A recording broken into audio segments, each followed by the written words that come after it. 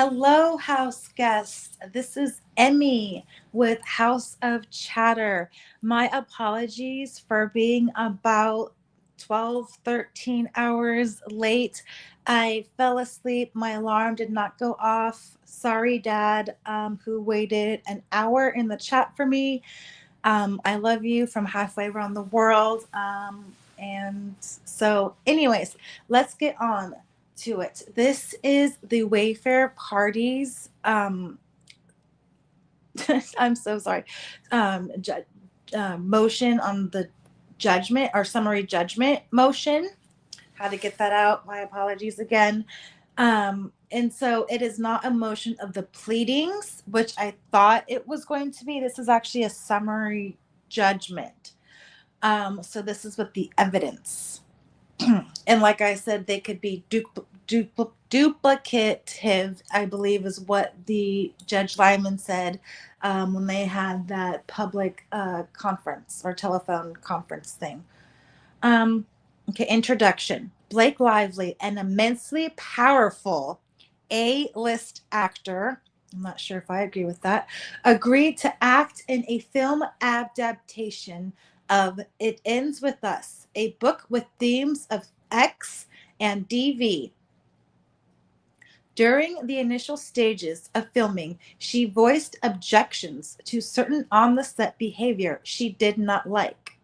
That behavior involving no more than miscommunications and awkward comments falls well below the threshold for any claim of SH or other legal wrong, especially in the context of collaborating to make a sensual and provocative, sexually charged film. Regardless, Lively's concerns were heard and fully accommodated. It is undisputed that whatever she claimed to have experienced ceased.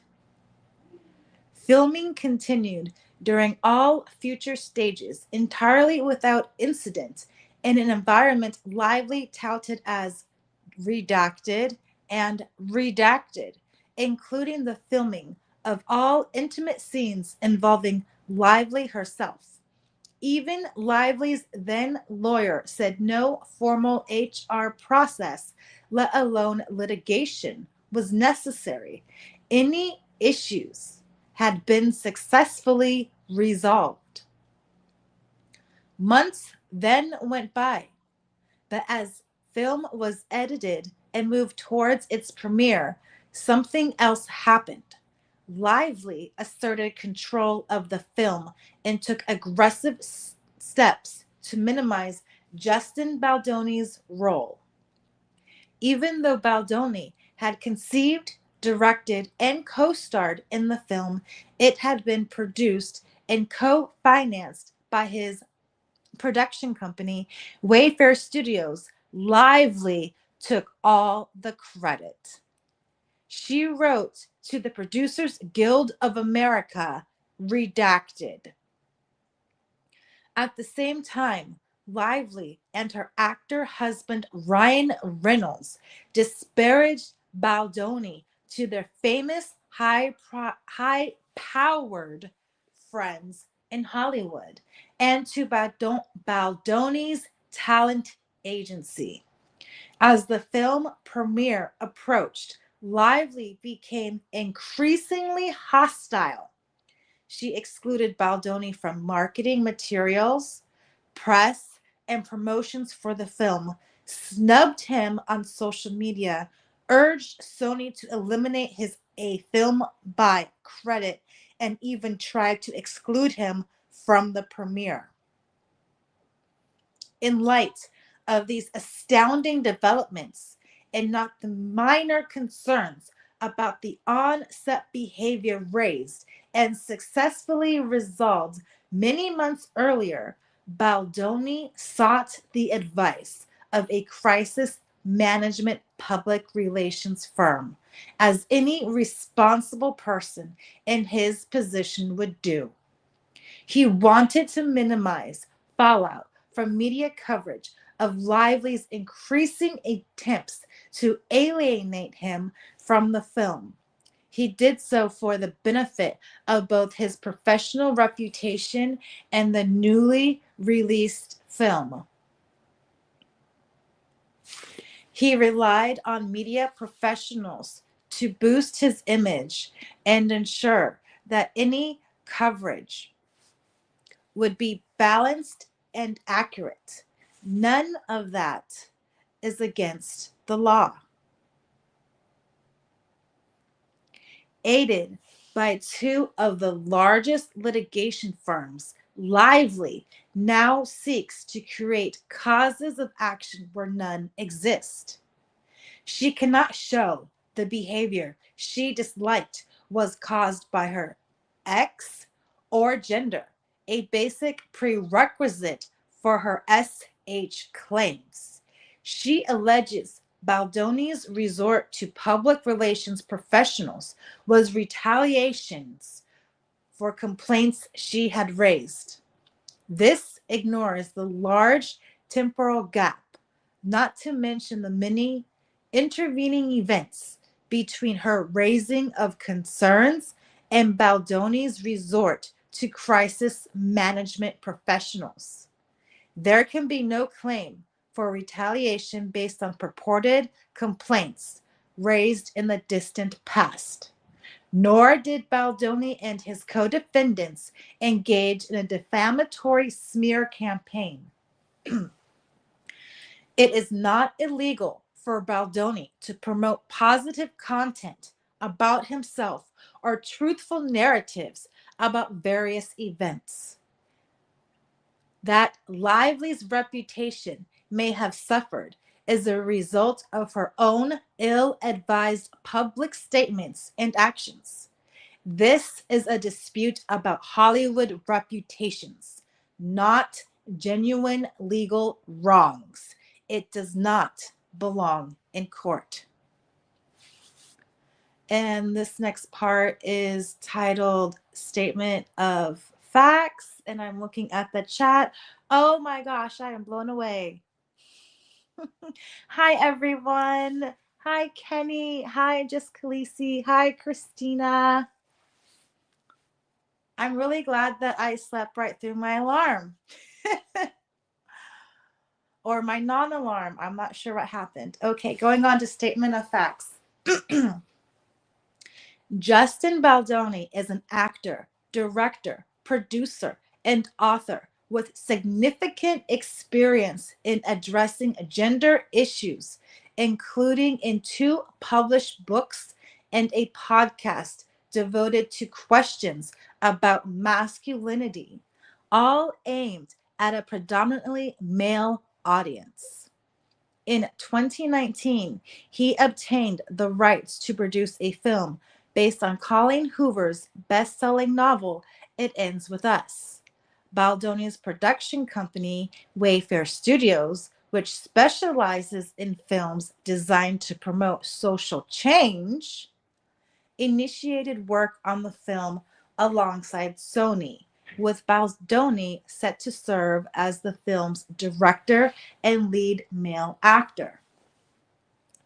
Because the story focused on issues of DV, Baldoni and Wayfarer partnered with No More, an organization dedicated to ending domestic and sexual violence, and agreed to contribute a portion of the film's proceeds to support survivors of abuse. In early planning, the parties agreed the film's publicity needed to center upon and carefully handle these serious themes. Lively chose to take a lead role in an sexually charged film with adult themes. In December 2022, years into the film's development, Blake Lively, a well-known prominent actor, was cast as the female lead. Side note, guys, did anybody notice how they went from A-lister to prominent? Like, they're kind of just downgrading her. not downgrading her, but like stepping her down a notch. Just a thought. I'll continue. She understood, nevertheless, based on the script and before she accepted the role, that the film would include sexual content and address DV.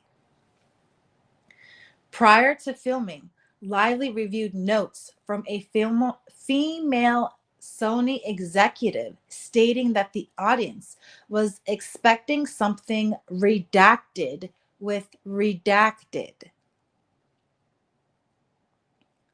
Lively worked as an independent contractor, but no contract was ever formed. The parties never executed any contract concerning Lively's role. Negotiations began in December 2022 between Ends With Us Movie LLC and entity Wayfarer Studios formed to produce the film, and Blakely Inc., a loan-out company lending Lively to perform in the film. An offer letter dated March 17, 2023, set forth the basic financial terms, which promised Lively a $1.7 million fee plus various bonuses, but did not contain any terms regarding SH. The parties also worked toward a separate long-form agreement to include other material terms. IEWUM's obligation under the offer letter were expressly subject to a condition precedent, namely full execution of an agreement in a form reasonably accepted to all parties. I'm just going to say it Ends With Us Movies Council circulated a draft of the anticipated long form agreement between It Ends With Us Movie and Blakely Inc., the actor loan out agreement, in May 2023. The draft stated conditions precedent, including full execution of the agreement and receipt of an executed document known as the inducement. It also had a merger clause specifying that it constituted the entire agreement between the parties. A provision prohibiting special or consequential damages and certain other standard terms, including one stating there would be no actionable breach for any conduct unless notice was provided and cure not effected within 30 days. The same or similar terms endured throughout the drafting process. As work proceeded on the film, payments were made pursuant to the offer letter. The parties continued to negotiate the terms of the long form ALA into July 2024, but Lively herself continued withholding her signature to avoid being bound. I'm just going to check in with the chat real fast.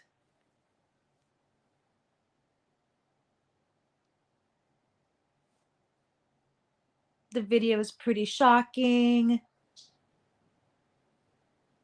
Hey, thank you for doing this. Oh, you're welcome.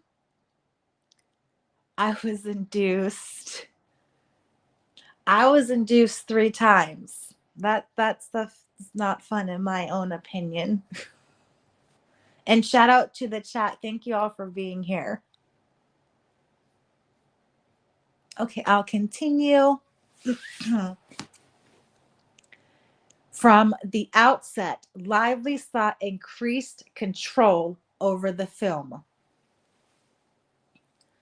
Although recruited to act in the film, Lively immediately assumed an active role in production and developing the film's script, even before filming began. Among other things, she provided Baldoni with a rewrite of the rooftop scene in which Baldoni's character and Lively's character first meet. She explained her vision of the scene, redacted. It retained a line from the book in Redacted. In messages to Baldoni, Lively referred to her revised draft as featuring redacted. Lively took special steps to convince Baldoni to accept her vision of this scene, redacted. After meeting Baldoni, after the meeting, Baldoni told Lively he would have gladly accepted her revisions, even without urging from redacted. Lively has since disclosed that Reynolds, not she, rewrote the scene. This episode, which occurred even before filming began, was the first of a series of events in which Lively relied on an array of Hollywood friends to increase her control over the film while denigrating Baldoni to them along the way. Before filming began, Lively took additional steps to influence the direction of and take control of the film. At her request, Wayfarer abandoned plans to film the movie in Boston, where the novel takes place, and relocated the set to New Jersey near Lively's home. What? That is what? Sorry. Well, I'm shocked. Oh my God. Wayfair also agreed to change the start date and schedule to accommodate Lively's other professional and personal commitments. Ugh. Let me just check in with the chat if that's okay.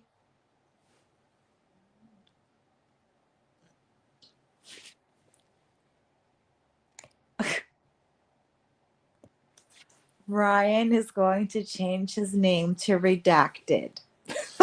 Allegedly. I like that.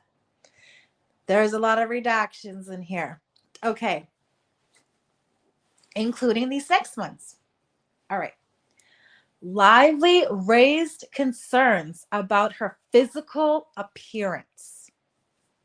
Having recently given birth, which I will say she did gain, I think it was like reported like 60 pounds with her last one. So I think, I can commiserate a little bit. But sorry, side note. Anyways, Lively recently given birth. Having recently given birth, Lively expressed concerns to Baldoni's and others that she redacted. When Lively asked Baldoni, redacted, Baldoni responded kindly, redacted. Meanwhile, Lively raised the same concerns to her agent, noting redacted.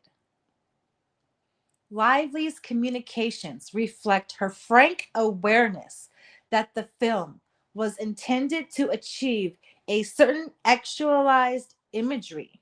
She told her agent, redacted. Lively was equally frank with Baldoni, redacted. She added, redacted. Wayfarer, it ends with this movie, and Baldoni took steps to create a safe set. Wayfarer had a set of industry standard policies and procedures in place to prevent harassment, discrimination, and retaliation. Its employee handbook expressly prohibits such conduct and encourages employees to report violations. To enforce these procedures, Wayfarer had an HR department with dedicated staff. Prior to filming, It Ends With Us movie held an anti discrimination training administered by an outside law firm. It Ends With Us movie also included a work safety hotline on its daily call sheets. Lively benefited from other protections as well. The offer letter provided that she would not perform any nudity or stimulated acts without her prior written consent and without negotiation and execution of a formal nudity rider. In April 2023, before filming began, It Ends With Us movie hired Elizabeth Talbot to serve as the intimacy coordinator for the film. Lively was given the opportunity to meet with Talbot a month before filming began, but declined. Before shooting began, Talbot considered the content of anticipated intimate scenes and suggested details and clarifications. She also spoke with Lively about Lively's boundaries. When Lively expressed reservations about intimate scenes, Baldoni volunteered to keep the focus on his own body so that scenes could be redacted. Prior to shooting, Lively and Baldoni were both provided with nudity riders detailing their consent and boundaries concerning intimate scenes. I'm just going to check in with the chat if that's okay.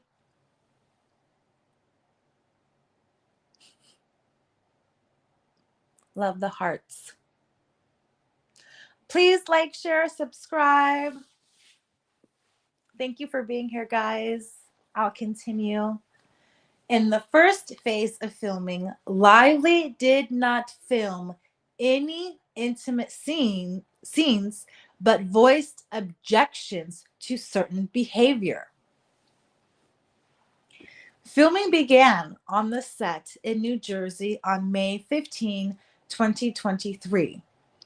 It stopped on June 14, 2023, due to strikes by the Writers Guild of America and SAG-AFTRA. None of Lively's intimate scenes were rehearsed or filmed during this period.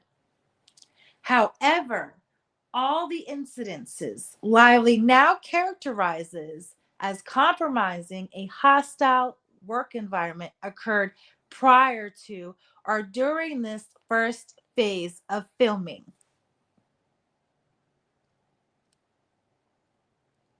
Lively stated concerns,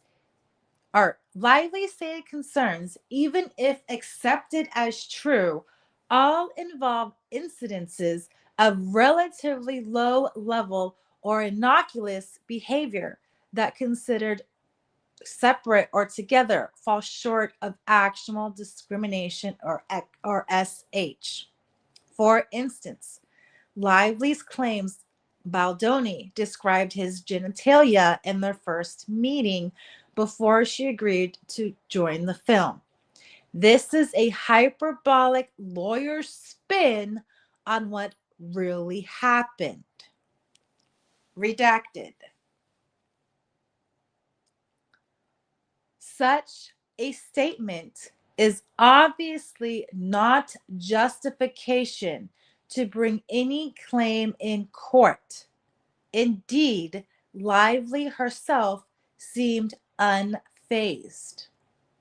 She had raised the subject, did not complain to anyone at the time, and after the meeting, her husband sent Baldoni an effusive message saying redacted.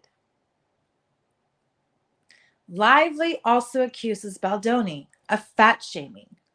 This allegation is based on a single instance in which Baldoni, who had chronic back problems and anticipated a scene in which he would have to lift Lively up, privately asked a physical trainer he had consulted with, who also trained Lively, about her weight. He did so discreetly, outside the workplace and outside Lively's hearing. But even if this inquiry was, as Lively now portrays it, a slight criticism, any petty slight that might have arisen when the trainer, on his own initiative, repeated the comment to Lively, is simply too trivial to constitute SH. Lively further accuses Baldoni of adding gratuitous sexual content to the script before filming began. The evidence shows, however, that the scenes were redacted to align with the explicit female authored book on which the film was based. Baldoni asked a female intimacy coordinator to review them with Lively. To the extent Lively objected, scenes were revised or removed. Moreover, Lively herself rewrote other scenes to boost their sexual vibe. Lively claims Baldoni improperly used the word sexy to refer to her wardrobe on one occasion and to that of another actor on another occasion. And that at one point he complimented Lively's own personal low cut outfit. Such passing sporadic comments, while perhaps ill advised, are not outrageously offensive in an environment where professionals are working closely together to make a deliberately sexually charged film.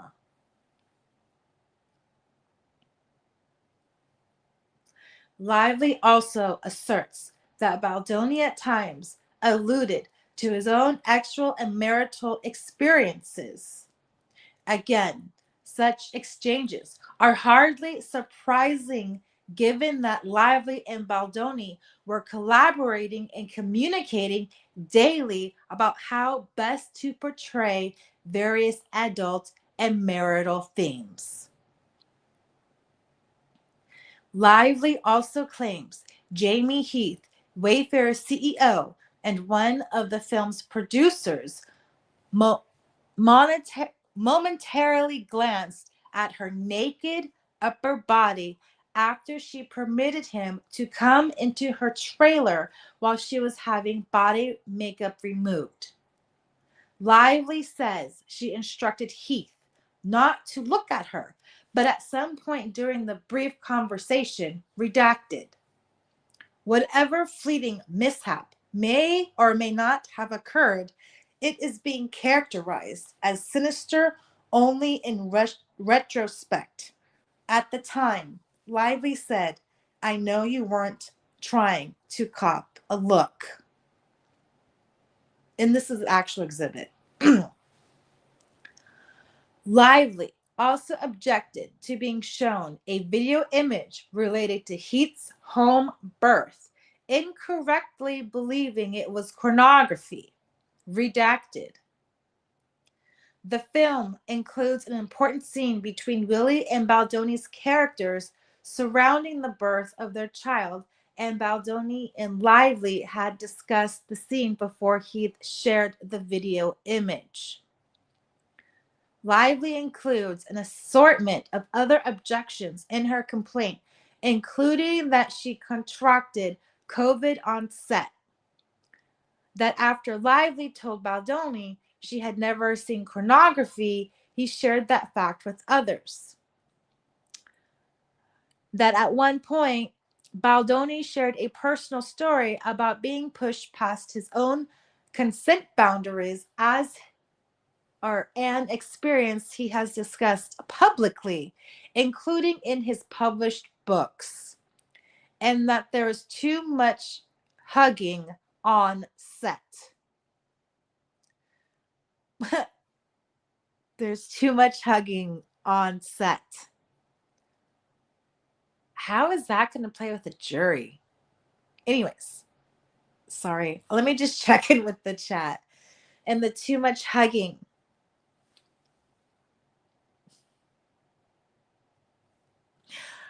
Agree, JB seems so professional and in tune with the human people. I 100%. Who thinks that Justin Baldoni is superhuman? Like, he's honestly, he needs to be like the new Superman of humanity and empathy. Honestly. Because man, this guy is just amazing. And like, where was this guy when my kids lost their dad? Because they definitely needed all of this in their life, this type of empathy. Okay, continuing. Lively's objections were addressed before and during the filming hiatus. Although Lively's description of events is disputed, what is undisputed is that Lively's objections were resolved as soon as they were raised. Lively chose not to file any formal complaint. Consistent with that approach, after Lively and her husband chastised Baldoni for inquiring about her weight, the issue did not recur. Lively objected to certain X scenes, and Baldoni revised or eliminated them accordingly. On June 1, 2023, a few weeks into shooting, Lively met with Baldoni and Heath and reviewed various matters she was unhappy about. Baldoni and Heath apologized for Lively's discomfort. Evidently, that was enough to resolve the issue. Lively has not identified any incident that after that meeting that she claims constitutes SH. On November 9, 2023, 5 months after filming had stopped due to the strikes, Lively, through her entertainment lawyer, sent a list of protections she wanted observed in connection with any future filming.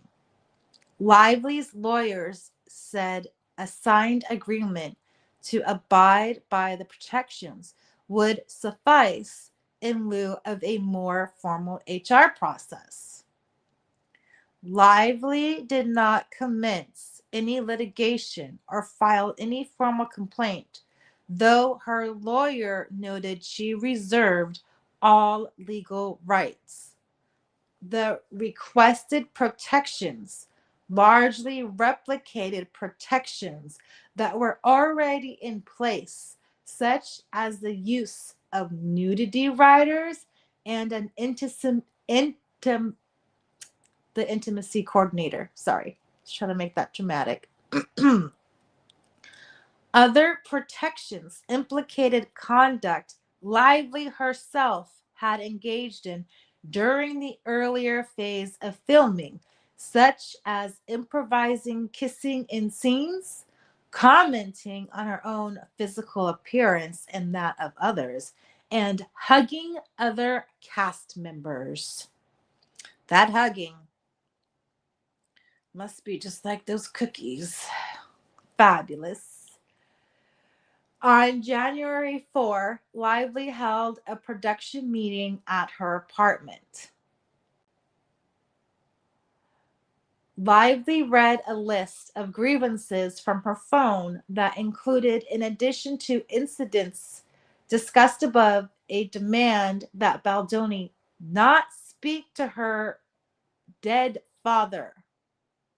I need to reread this because I also have a paranormal show. Did I read this right? A demand that Baldoni not speak to her dead father? Does that mean not? Because I thought it was not speak to her about her dead father. What? Mention his own religious beliefs or have private multi-hour meetings in Lively's trailer with Baldoni crying. I really hate the fact that they brought up the religious beliefs. Oh, where is their respect? Okay, I'm sorry. Can I just check in with the chat?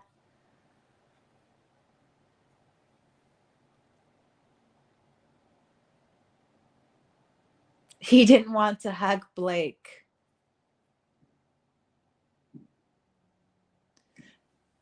Jesse and Max, that's why we call him Justin, basically Jesus Baldoni. That is very true. I mean, I feel like that. I feel like that. I wonder what the craziest exhibit is. We'll have to look at that. I'm sure. I'm sure all of the other content creators are on that. Okay, and I'm going to continue. Okay, trailer crying. Okay. Lively also demanded notice of COVID exposures on set. On or about January 19, 2024, Heath, acting on behalf of It Ends With Us movie, signed the protections as incorporated into a rider to the unsigned ALA between It Ends With Us movie and Blako Inc. Lively refers to this document as the Contract Rider Agreement. The CRA does not include any admission of improper conduct. It is a fast-looking document concerning behavior once filming resumes. It is a forward-looking document concerning behavior once filming resumes. Okay. I wonder if that is going to play into the 30 point. Anyways, the second phase of filming proceeded without incident. Filming resumed on January 5, 2024, and concluded February 9. Lively raised no further objections and told another female cast member the set was professional. Whatever issues had been raised months before had been fully resolved. Lively used her famous friends and connections to take control of the film. Now, I think this is where we're going to see more juicy bits. You know what I mean?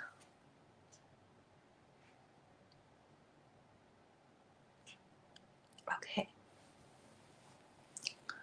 Shortly after filming wrapped, Lively told Sony she would not agree to promote the film unless she was permitted to participate in the edit. Therefore, she amassed an enormous level of control over the film. When Lively received pushback, she recruited famous friends, redacted. And this redacted bar is longer than my guesstimate of 5 or 6 words. It's almost a whole line. So there's multiple people in there. to support her while disparaging Baldoni to them, redacted. And there's 9 lines redacted. Lively also insisted on changes to the film's credits, redacted, and removing Baldoni's film by credit altogether. In June 2024, letter to the Producers Guild of America, and there's 7 lines, it looks like redacted, guesstimate. It is remarkable. It is a remarkable document, and the rest is redacted. So that whole page. Redacted. Lively stirred up negative press about Baldoni and the film. I think that's important because it mentions and the film. I'm just going to check in with the chat. Her dragons. Okay, so the guesstimate of the redacted actors and celebrity friends are Hugh Jackman, Gigi Hadid, Bradley Cooper, and Taylor Swift. And I do have some tea for you guys, and I'll do another video. I did find out who those 3 names were when they're asking about the disclosures that Lively put out. I did find something interesting about that, but that'll be another video. I'll go back. Apparently not content to have wrestled directorial and editorial control from Baldoni, Lively set out to destroy his reputation and alienate him from his own film. Lively and her famous husband unfollowed Baldoni on social media, encouraging the press and fans to suspect a feud. Redacted.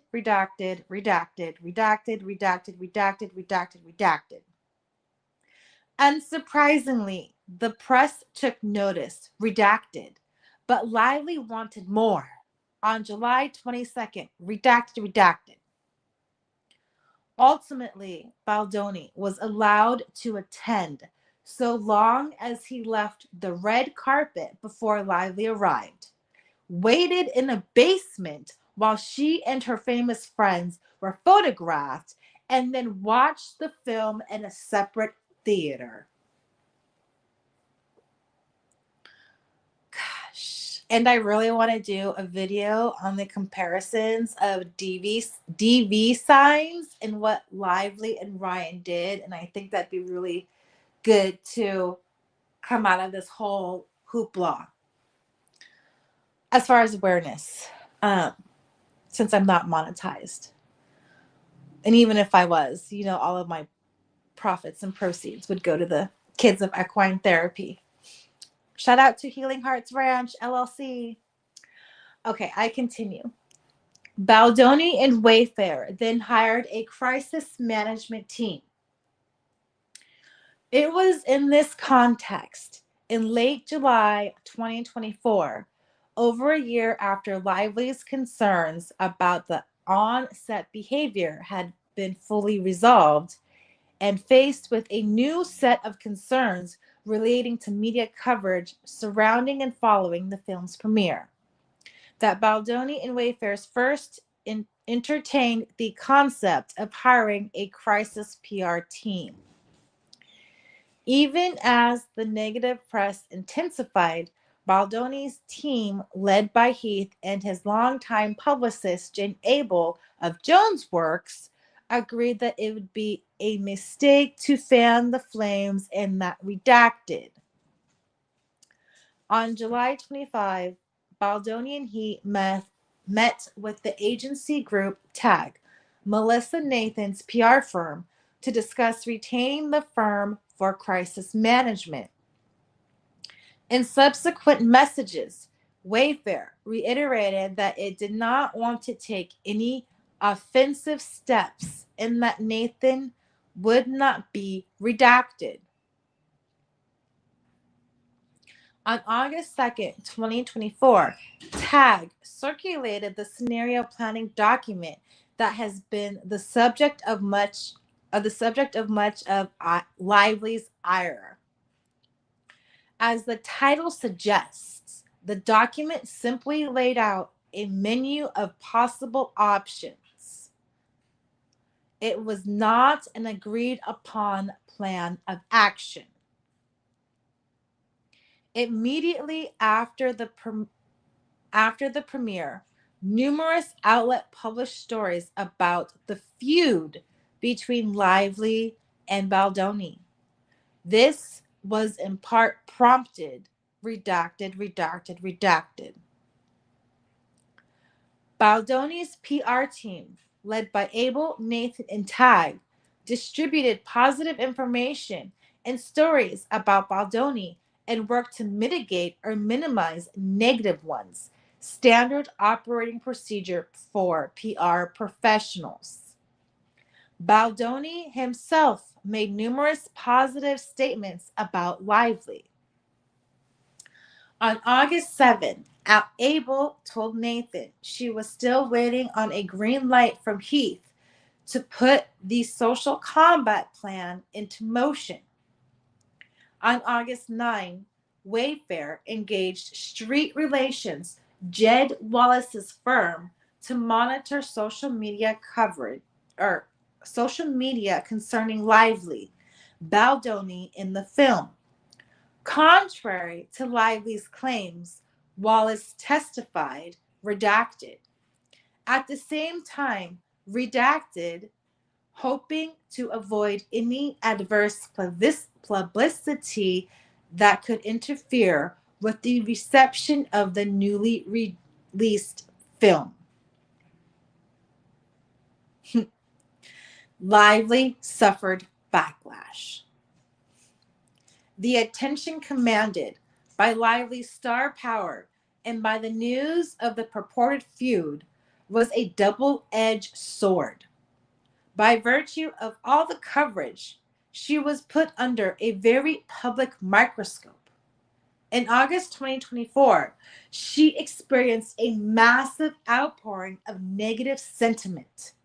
But the undisputed evidence shows Lively's own missteps were a significant driver of that response.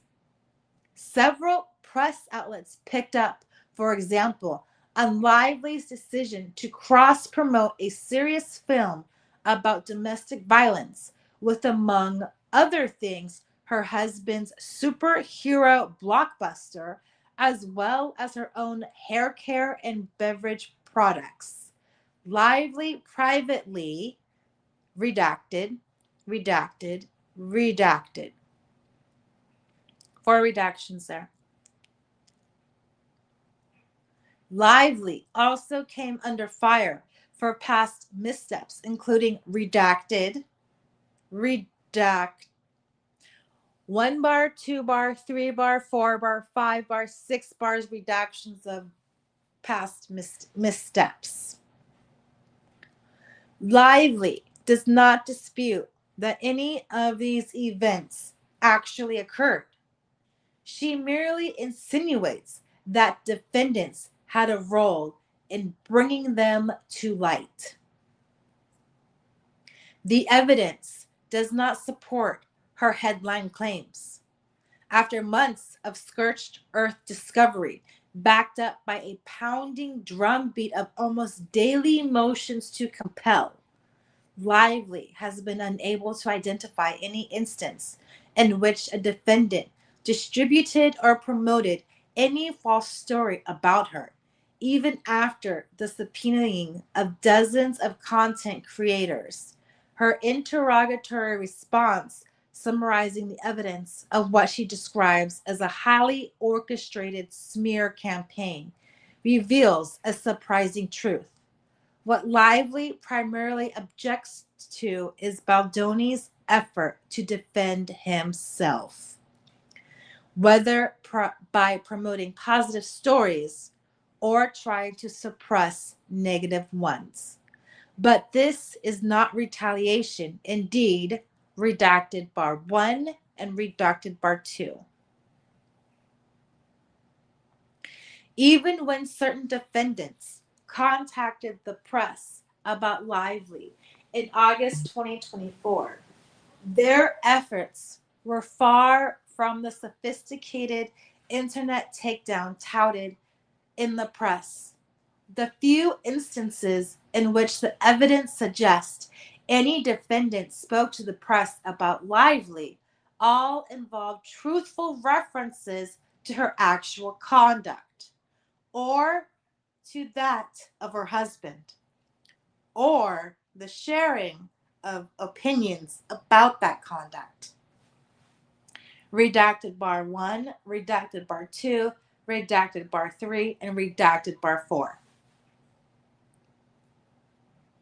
I just think it's fair that if Lively gets redactions counts, Baldoni and their team should get redacted counts too. Lively has also long claimed defendants used a network of bots to bring her down. Contemporaneously, whatever, you know what that word means. Documentary evidence shows that Baldoni himself repeatedly confirmed with both Abel and Nathan that they were not using bots or fake accounts. You know, it's a really good thing that, a side note, in my opinion, it's a really good thing that Wayfarer has the moral character that they do, but also that Lively has traumatized them so bad that they are so afraid to make a misstep. It's almost like they're spotlighted to do everything perfectly because they know that one misstep is going to hurt them. And you can obviously that Justin was very traumatized and very concerned about this. Like it was his own personal safety. Okay, sorry. Not using fake accounts. Nathan, in particular, assured Baldoni the backlash was organic. She's blown herself up by her own actions. Once media goes in, they go in. You did not do any of these. We did not do any of these. This is all organic. Baldoni later discussed with Nathan that he had no intention to make Lively an outcast and was praying for her and her family. I will say that again. And was praying for her and her family.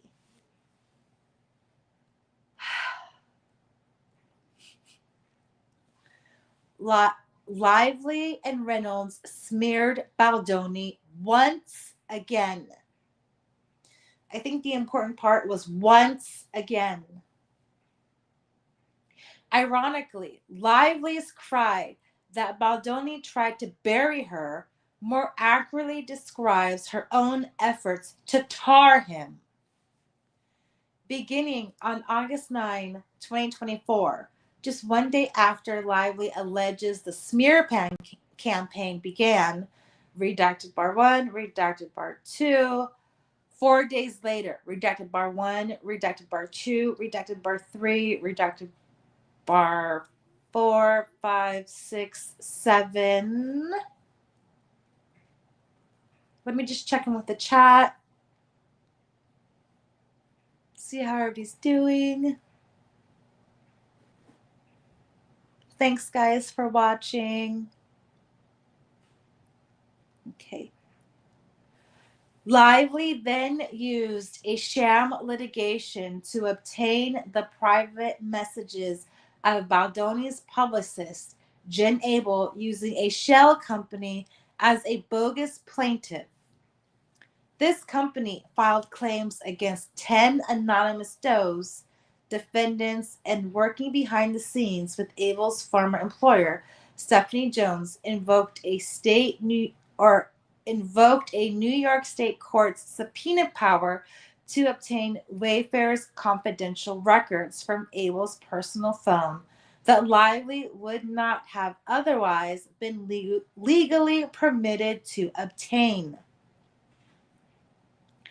On December 21, 2024, the New York Times published a 4,000-word article entitled "We Can Bury Anyone Inside a Hollywood Smear Machine" that relied on the documents Lively had obtained through the sham lawsuit, as well as an administrative complaint she filed the day prior. The article asserted Baldoni and Hughes had violated Lively's physical boundaries and made sexual and other inappropriate comments to her, and then instituted a retaliatory smear campaign. Weeks before the article came out, redacted bar 1 and redacted bar 2.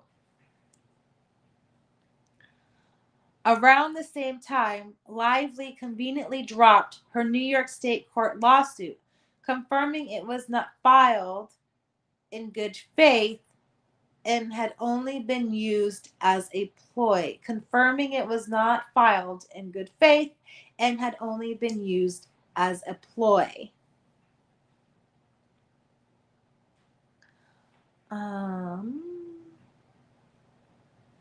See.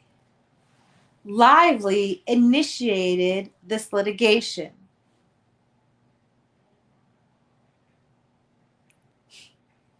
Thanks, guys. I appreciate all of the love.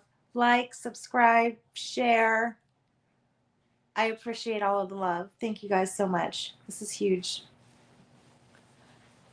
Lively initiated this litigation.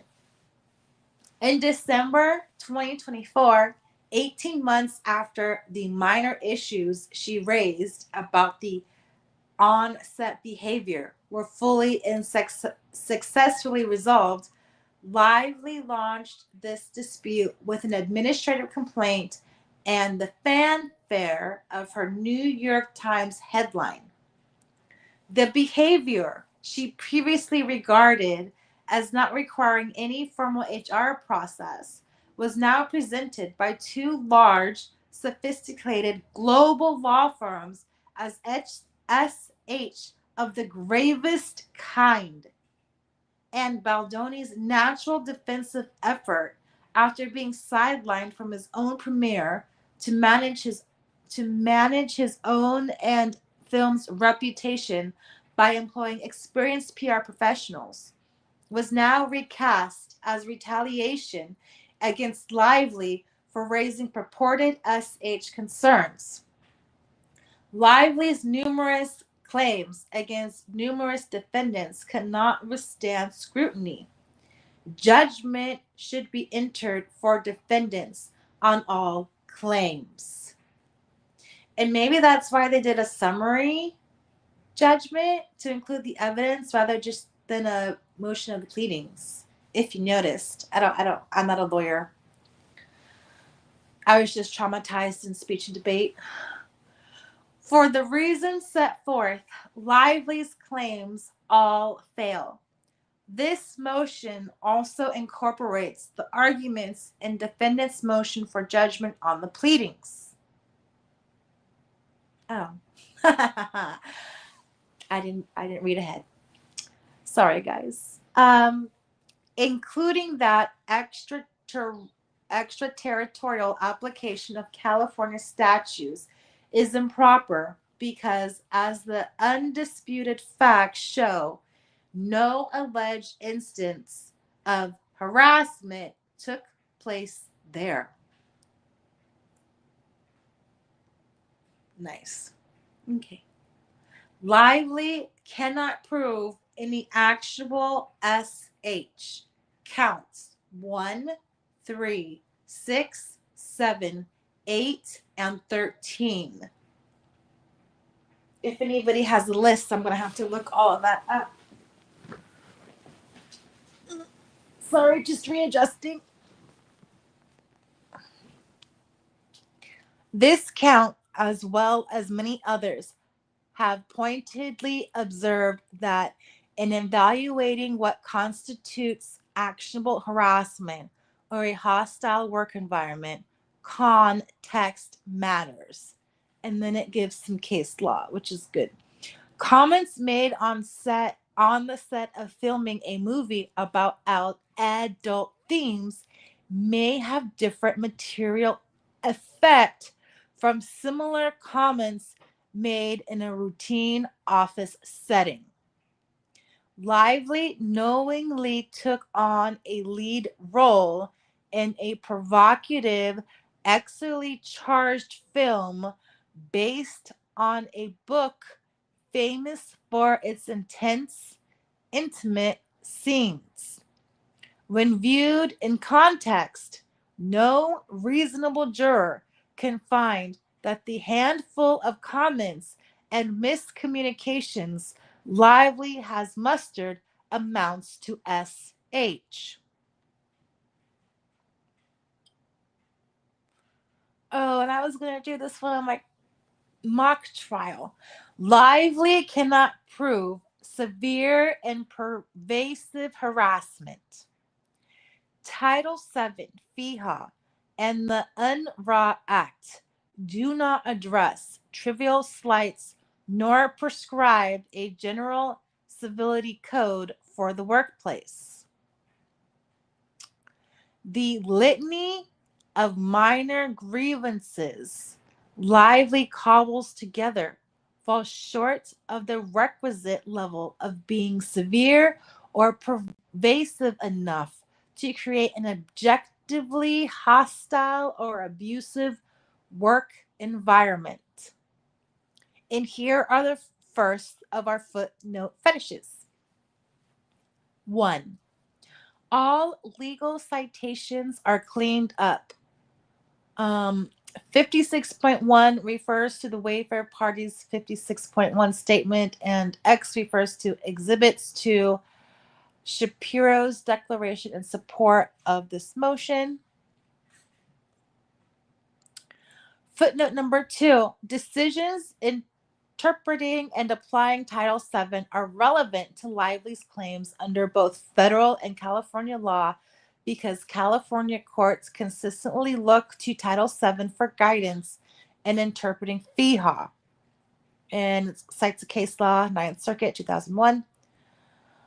The standard of proving a hostile work environment is the same under Title VII, FEHA, and the UNRWA Act. California Civil Code, it looks like, Hughes versus Parr. And then I think this is some other case law. Isolated acts, unless very serious, do not meet the threshold of severity or pervasiveness. Case law and Anfano versus Costello.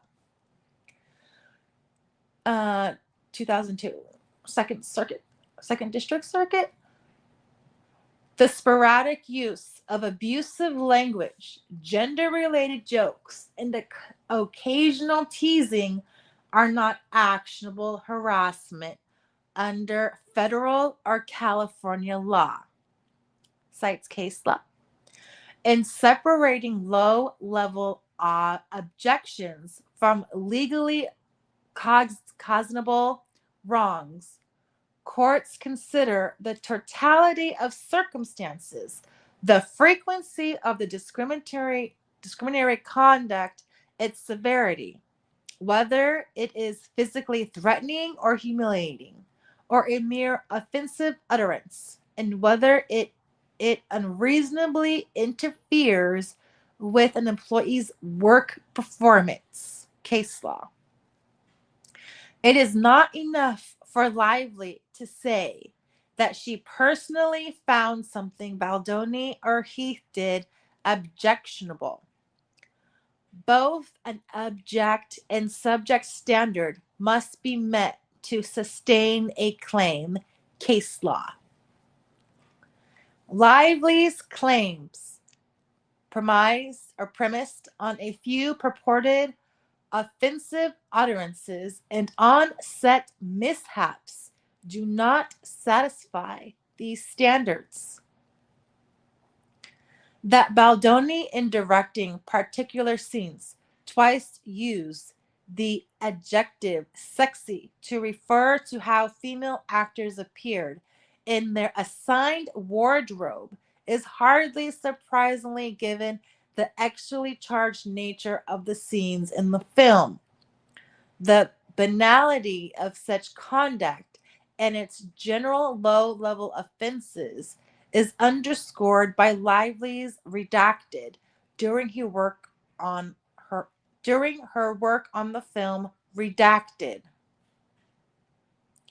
Video footage confirms that Baldoni's use of the word sexy is in reference to Lively's wardrobe was entirely unremarkable. Lively was not scantily clad, but dressed in an oversized fleece onesie. Nor was this anything that might remotely approach flirtation. Rather, both she and Baldoni were working at the time, surrounded by actors and crew. Baldoni's expression was neutral and not ogling or suggestive. On top of that, Baldoni apologized if his remark was inappropriate, and Lively responded by saying, "All good."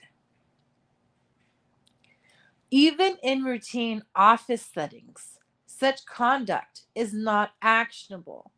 For example, the Second Circuit held a high school teacher's claims that her male supervisor occasionally commented on her physical appearance and participated in a bet with three other male employees as to when he would be able to engage in her sexually explicit conversation were insufficient.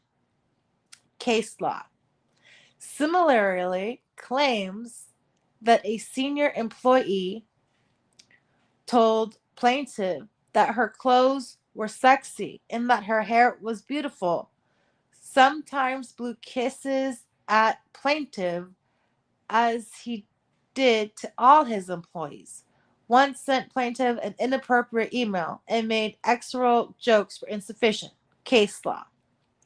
Likewise, a file clerk claims that her supervisor complimented her hair and eyes, commented that she looked good in tight pants, and referred to her as an itch twice were insufficient. Case law. Lively's other complaints were equally deficient when viewed in context.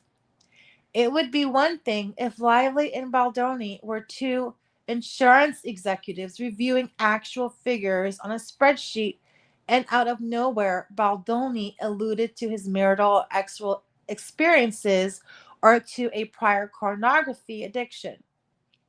It is quite another thing here because Lively and Baldoni were discussing these issues in the context of creating intimate scenes and adult themes in the film, and they were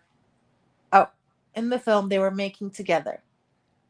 Lively always had complete control in approving any additions to the script concerning intimacy, as well as access to a female intimacy coordinator. And she raised no concerns throughout the entire period in which the movie's most intimate scenes were filmed. It's getting juicy.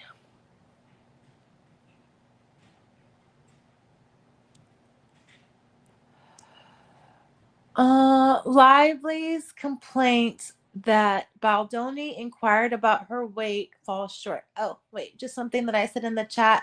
The blowing kisses was case law. I guess it was another case of an accusation of SH, and someone was blowing kisses at a female employee, and she cited that was SH, but the court said it's not enough to prove SH. So I'm so sorry. I just have to clear that up for the chat. Baldoni did not blow Blake kisses. I misread that, or I said it wrong. Although Blake did kiss her character unscripted, which goes against the allegations of the unscripted kisses between all of them. Hi, Holly. Hi, Khaleesi, Dire Wolves, the Rafa Proser. Who else do we have here?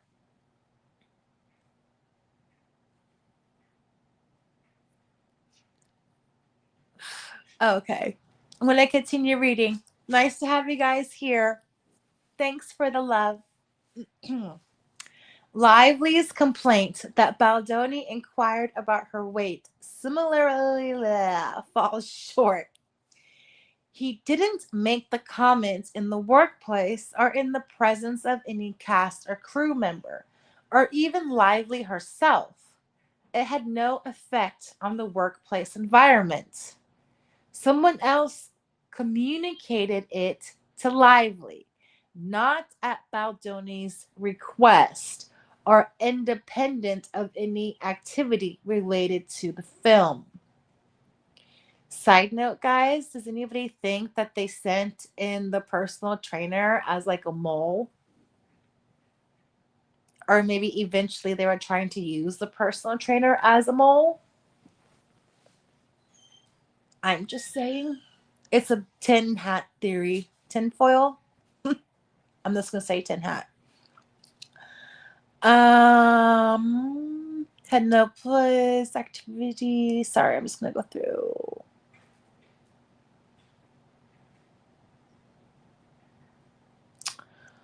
Oh, and this does cite some interesting case law, and I'm just going to say in this case law, it mentions external comments did not amount to verbal abuse or harassment in as much as the subjects were not even present to hear the speaker's offensive remarks and apparently had no awareness of what had been said. So a lot of this, I guess, technically could be applied to the other smear campaign stuff too, right? And then they're going to comment on this other case. In McSweeney, the court rejected Title VII claims. It observed that calling someone a housewife or commenting on a co-worker's breast implants would be highly offensive in a run-of-the-mill office. I would be offended on the breast implants thing, just to be honest, in any capacity. In my opinion, allegedly. And then it cites more case law. At the same time, however, in connection with the reality TV show Real Housewives of New York City, those comments had a different ring.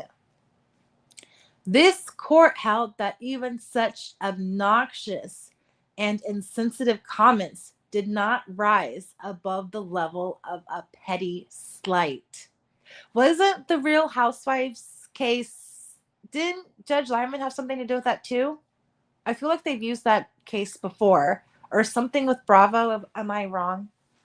I'm going to continue reading. Sorry. ADD off-road thing. The California Supreme Court has similarly observed the circumstance that this was a creative workplace focused on generating scripts for an adult-oriented comedy show featuring sexual themes is significant in assessing whether the plaintiff had variable harassment claims. Case law. The plaintiff's claims that male writers made graphic comments about having sex with an actress on the show only once or at least twice in 4 months was not sufficient to support her claim that hostility toward women permeated the workplace. I would have complained about that to HR. Lively's claims suffer from the same fatal defect, and yet she didn't go to HR. Lively was not targeted on the basis of her gender. To sustain a SH claim, Lively must show that the offending conduct was motivated by her gender, that she was treated a certain way because she was a woman. Case law, the critical issue, Title VII's text indicates, is whether members of one's X are exposed to disadvantages, terms, or conditions of employment to which members of the other sex are not exposed. Lively cannot show that here. The basis of many of her claims has nothing to do with her ex. For instance, Lively contends there is too much hugging on set. She does not claim, let alone prove, the hugging was gender specific. The undisputed evidence, including video footage, shows both men and women being hugged. Case law, or not case law, exhibits. Perhaps there was a generally over generosity of spirit among people on the set, but such facially X neutral incidents, even if they made Lively subjectively uncomfortable, do not create an environment that a reasonable person would find hostile or abusive. Case law. Baldoni spoke with Lively about topics like sexuality, consent, and pornography, not motivated by her gender, but because she was his co-lead and collaborator in a film exploring adult themes. It is undisputed that Baldoni has spoken openly about such topics to large audiences of men as well as women, including 2 published books and a frequently broadcast podcast. No evidence suggests he singled out anyone for differential treatment on the basis of gender. Moreover, it is disputed, redacted bar 1, redacted bar 2, redacted bar 3, redacted bar 4. Meanwhile, Lively advocated redacted bar 1, she redacted, and redacted. Against the backdrop of a film devoted to achieving a certain sexy aesthetic, a project Lively embraced and advanced, it is impossible to see occasional sporadic references to sexuality as specifically directed toward either gender. Nor do the 2 alleged instances involve Heath reflect any gender motivation or animus. Lively was shown a fragment of video depicting family members, male and female, and a newborn child, not because she was a woman, but because she had acted in an important birth related scene in the film, the details of which she had been discussing with Baldoni. And there is an exhibit. Heath had shown the same video to Baldoni, a man. Exhibit. Similarly, Lively asserts Heath inappropriately glanced at her after being invited into her makeup trailer while she was in a state of undress. Even crediting her account, there is no evidence Heath entered her trailer or did anything else for some untoward external reason. Before this dispute arose, Lively herself dismissed that idea, telling Heath, I know you weren't trying to cop a look. Lively relies on the fallacious assumption that any unwelcome reference to X or sexuality is gender discrimination. That is not the law. Exposure to overtly sexual conduct far more egregious than that alleged here is not actionable if not specifically motivated by gender. In Brown versus Henderson, the court granted summary judgment, and the Second Circuit affirmed even where plaintiff alleged she was the butt of jokes about an affair with a male employee. Her co-employees threatened to oh my God, sodomize one another, and someone posted a pornographic picture of naked, obese, spread eagle women aspirating.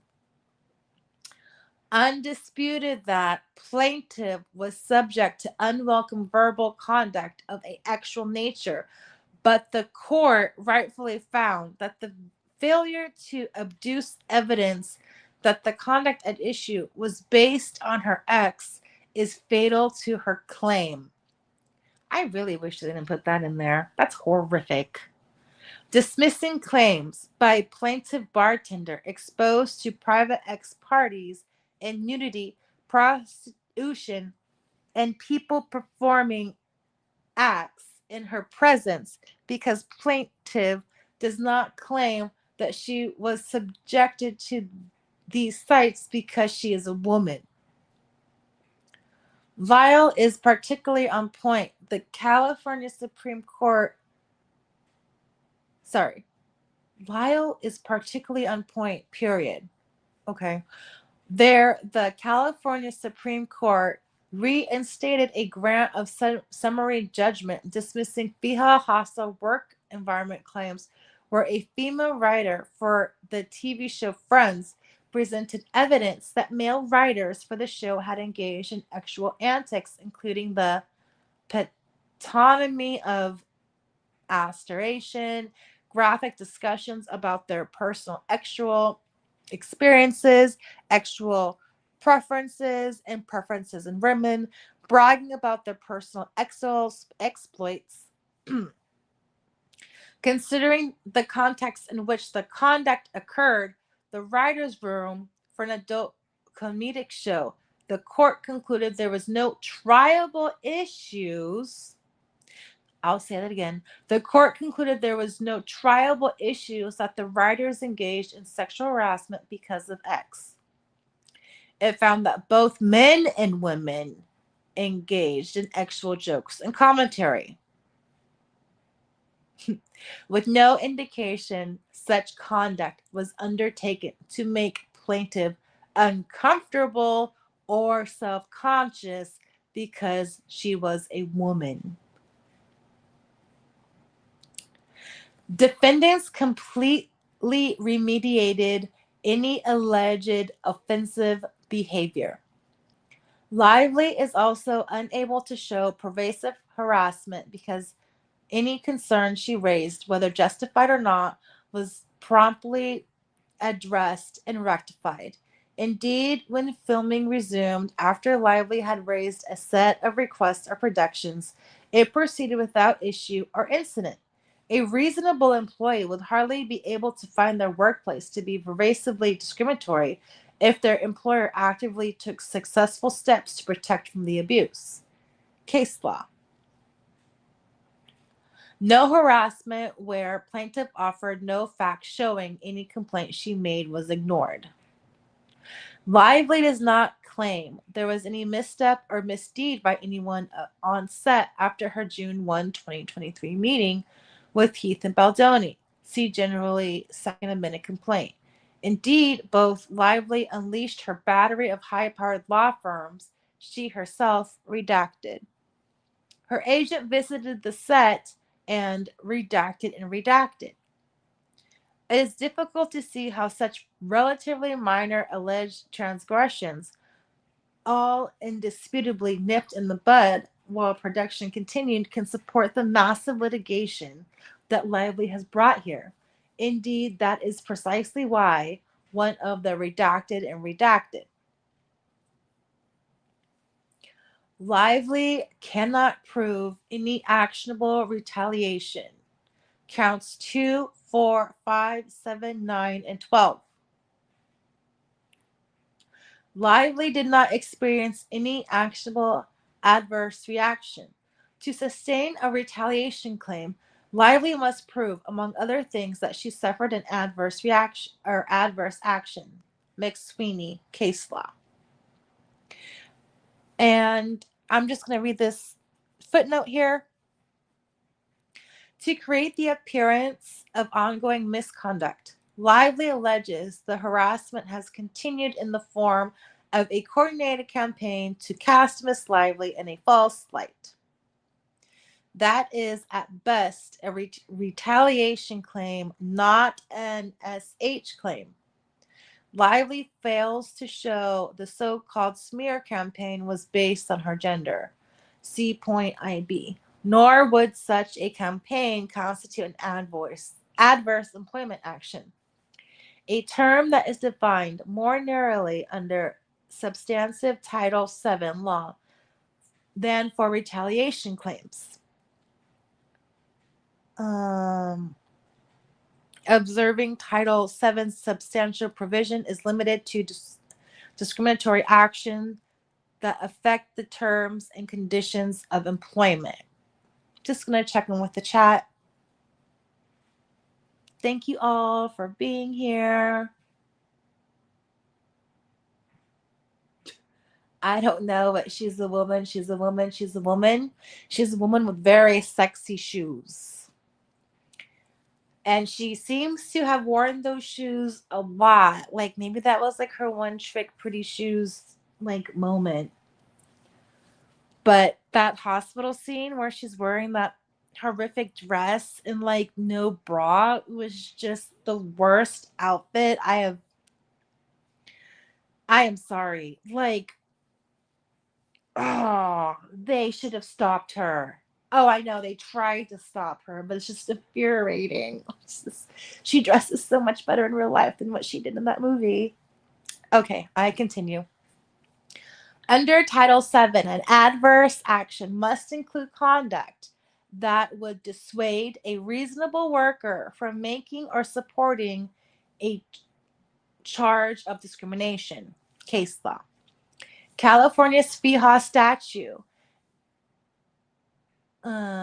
and of the California whistleblower statute, upon which Lively relies, define a qualifying adverse action even more narrowly. And then case law. In this case law, they're stating, noting that those statutes rely on the same definition of adverse employment action. They require that the adverse action be employment related. That is, it must materially affect the terms, conditions, or privileges of employment. Why does this seem like this whole thing was like a reverse SH against them? And then they give some case law. And then they say, Lively did not suffer any employment-related adverse action. No aspect of Lively's employment changed for the worse after she presented her list of requested protections. She was not demoted, sidelined, or paid less. To the contrary, her power in the workplace and control over the production both expanded dramatically by her own account. Redacted bar 1 and redacted bar 2.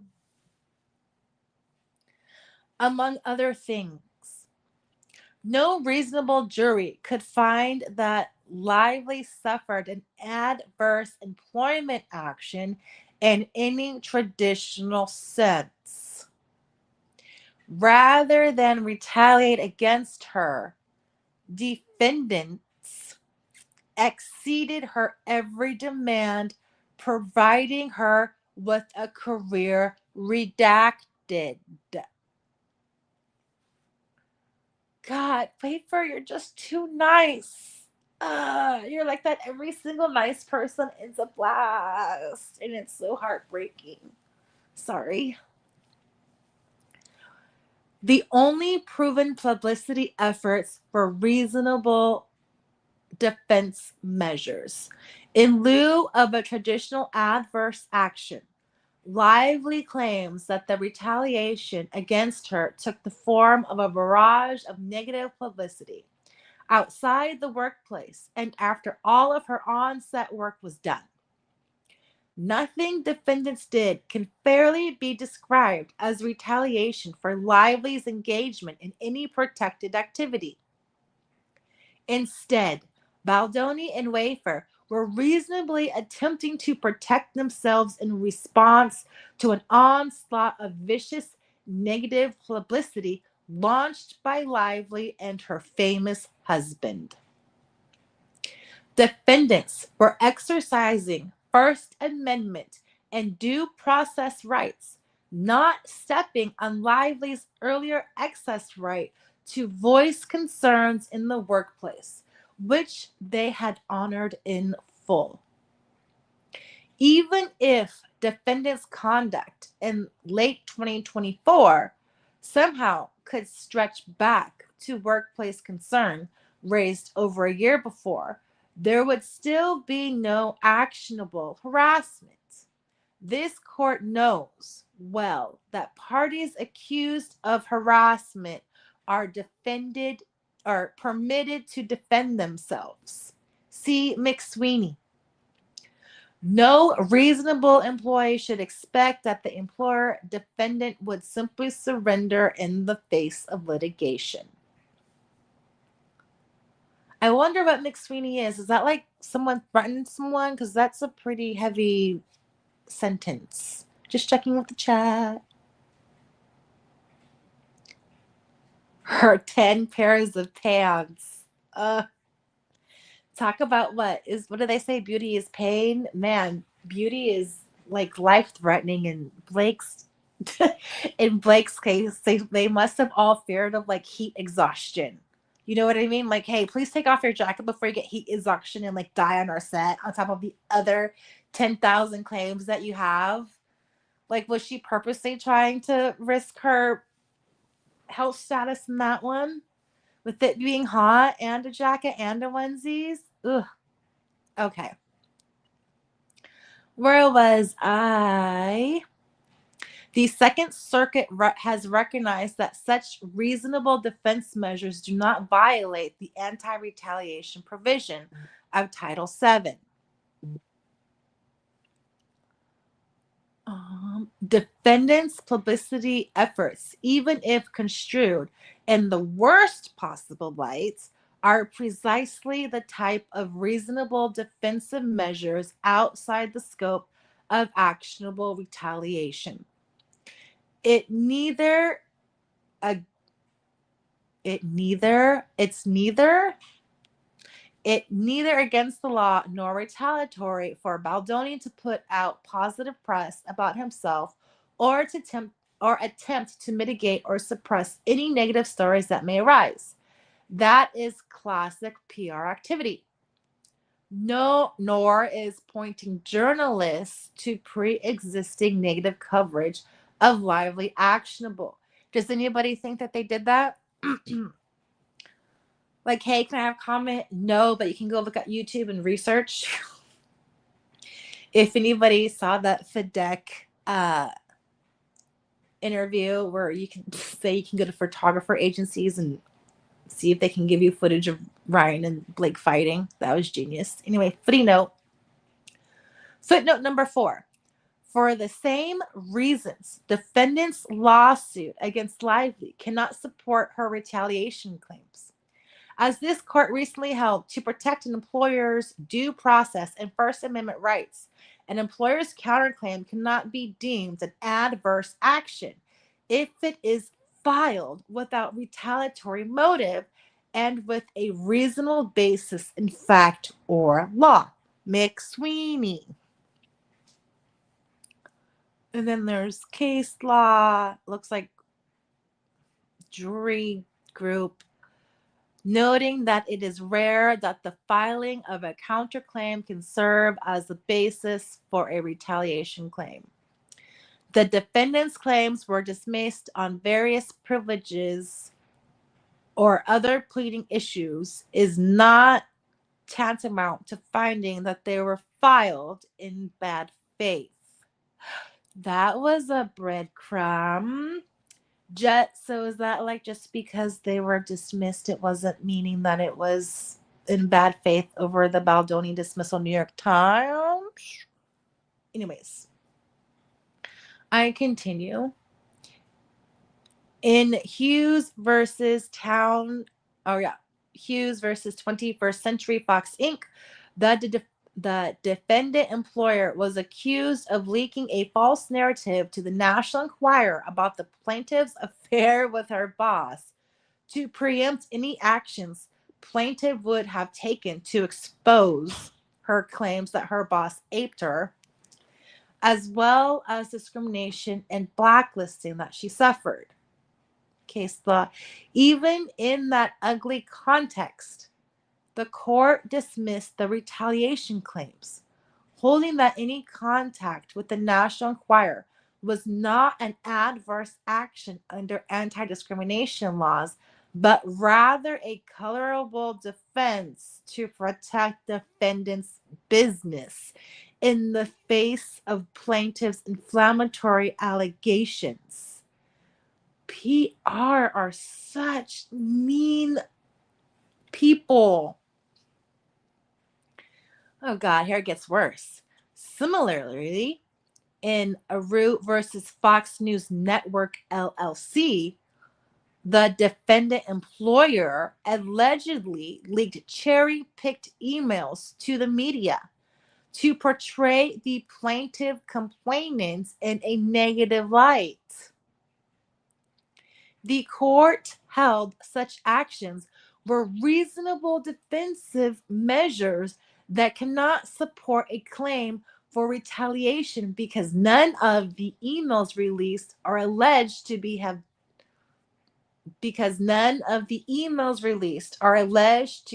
have been doctored or fabricated.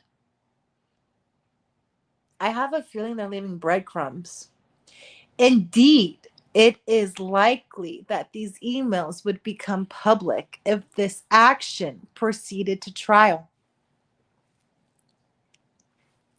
Here, Lively has been unable to identify any instance which any defendant provided false information about Lively to any member of the press or to any social media influencer.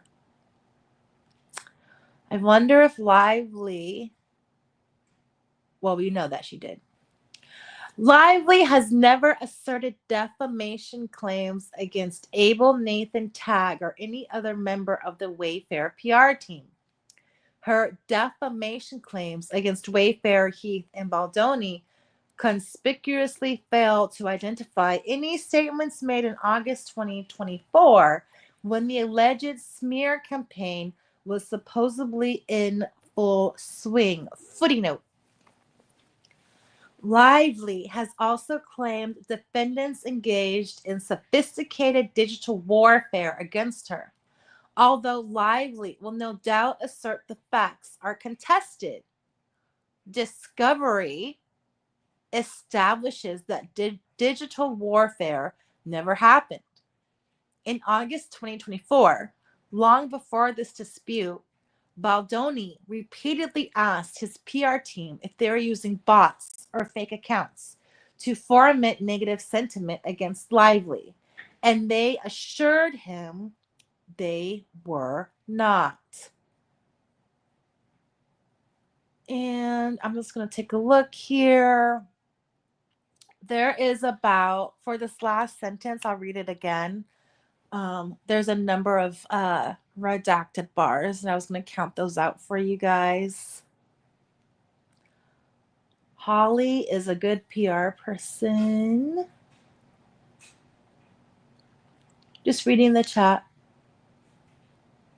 Okay. I am all for a Kenny and Chad duet. That would be amazing. So this last sentence, I'm just going to reread it. Her defamation claims against Wayfarer, Heath, and Baldoni conspicuously fail to identify any statements made in August 2024 when the alleged smear campaign was supposedly in full swing. So I have redacted 1, 2 bars, 3 bars, 4 bars, 5 bars, 6 bars, 7 bars. Such posts are not false by any measure. Redacted and redacted. No one has disputed, however, that the interview actually occurred. I wonder if they're talking about the baby bump. The Second Circuit emphasizes that context matters when assessing retaliation claims, just as it does for substantive harassment claims. And a plaintiff's own behavior in the face of purported retaliation has to be considered. Case law. Lively indisputably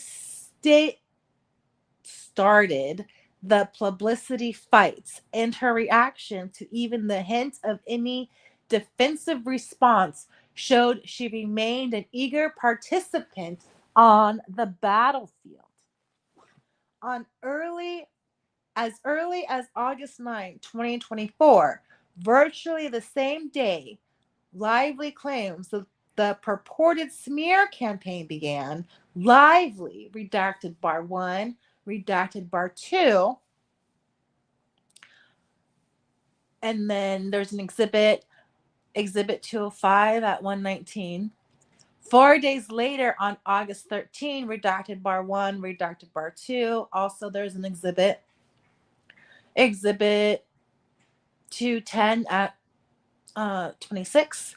Lively and her team filed a bogus lawsuit in New York State Court and then subsequently worked with the New York Times to publish a 4,000-word article about Baldoni's purported misconduct based on numerous private and cherry-picked text improperly seized from Jen Abel's phone. I did email New York Times about how they feel about their reporting and this, and if they knew any of this stuff was happening. No response from anybody, of course. This aggressive response itself shows the media activity transcended not only to the workplace, but the bounds of workplace anti-discrimination laws. Lively cannot prove any protected activity was the but for cause of the alleged smear campaign. I'm just going to check in.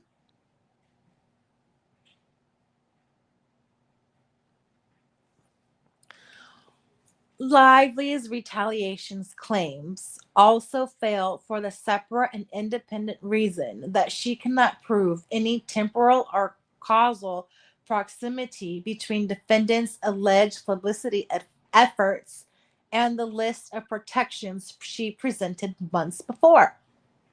To establish a causal link between her protected activity and defendant's alleged adverse action, Lively must prove the retaliation was a but for cause of the employer's adverse action. Case law.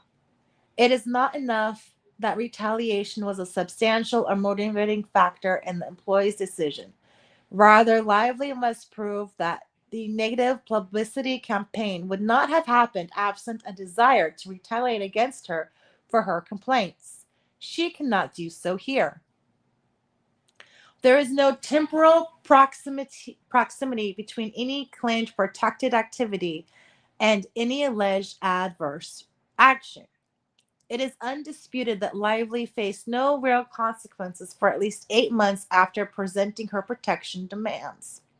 On the contrary, filming resumed, including filming of all of Lively's intimate scenes without incident.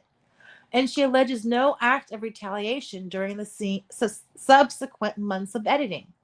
The long temporal gap between her protected activity and an alleged instance of retaliation alone defeats her claims. Case law. And footnote number 6. Lively claimed during her deposition, redacted bar 1 and 2, exhibit, and redacted exhibit, neither of these events resulted in any material harm to Lively or the conditions of her employment. Moreover, around the same time, Lively redacted bar 1 and 2, exhibit, in any event, Lively didn't raise those incidences in her administrative complaint and has thus failed to exhaust her administrative remedies. Let's see. There is some case law here, and then it says actions occurring approximately 3 months after protected activity are too attenuated to give rise to an inference of retaliation.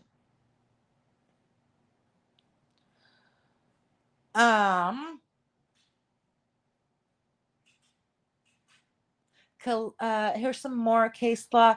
Collecting cases holding a gap of between 3 and 6 months is insufficient, standing alone to establish a causal connection. So do you guys think that she waited too long?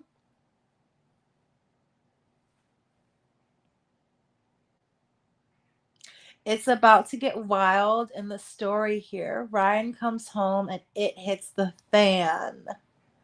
Oh, I believe. Does anybody believe that Ryan is a secret DV abuser and that a lot of this was just fueled by it? Not to take away from Blake and her part in all of this, but like, it's just crazy. Okay. Lively cannot prove proximate cause. Significant intervening events between Lively's claimed protected activity and the alleged smear campaign also destroy any inference of causation, especially the but for causation required here. Case law.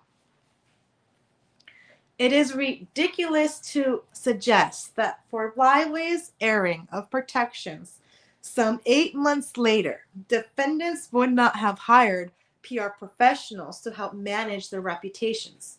Defendants would have, sorry, I just missed a spot, would have reacted to Lively's onslaught of negative press against them, even if no concerns about their onset behavior had ever been raised. They had legitimate interest in protecting their own reputations and the reception of their film after Lively isolated Baldoni from the rest of the cast and snubbed him at the film's premiere. These developments eviscerate any inference of but for causation relating to the events in the distant past. Case law. Case law at 33. It says affirming summary judgment due to significant intervening events between the claimed protected activity and adverse action. And then case law. Granting summary judgment where after 6-month delay, a number of intervening events make it less plausible to conclude there was a causal link to adverse action. So there's too much time. Intervening events defeat the inference of causation, collecting cases holding same. Lively was an independent contractor, not an employee. Counts 1, 2, and 5. So they included all of their counts in this, it looks like, right? Just checking with the chat.